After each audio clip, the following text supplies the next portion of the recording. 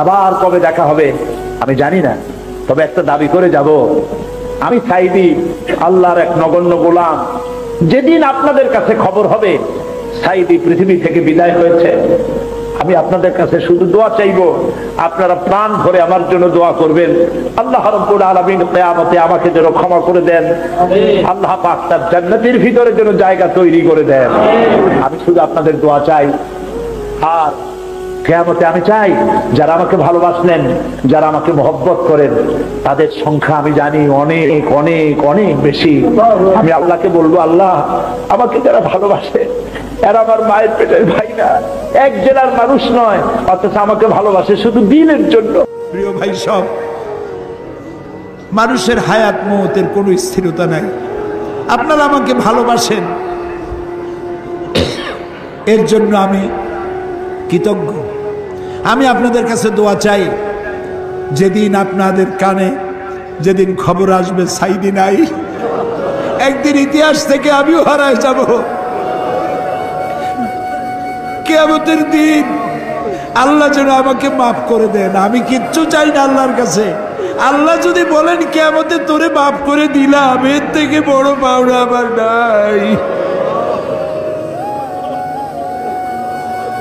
হায় আল্লাহ,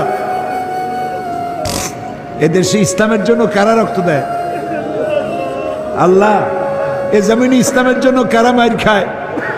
এ জমিনে ইসলামের জন্য রাস্তায় রাস্তায় জীবন দেয় কারা? তুমি কি চেনো না? বিড়ালের মতো 500 বছর বেঁচে থাকার কোনো লাভ নাই, সিংহের মতো 1 ঘন্টা বাঁচতে চাই।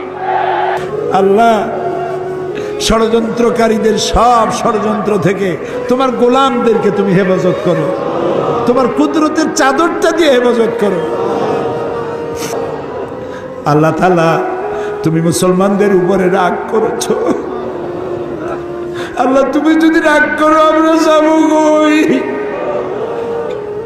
তুমি যদি গুসা করো আমরা যাবো কই?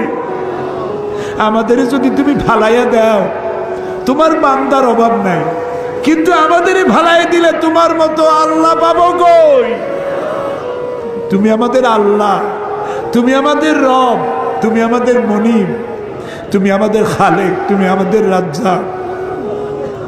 বাচ্চা অপরাধ করে, মা বাবা যখন দেখে বাচ্চা কান্দে ক্ষমা করে দেয়। আমরা বাচ্চার মতো পরিণত বয়সেও জীবনের দুর্বলতম মুহূর্তে অনেক গুনাহ করে ফেলেছি বাবু।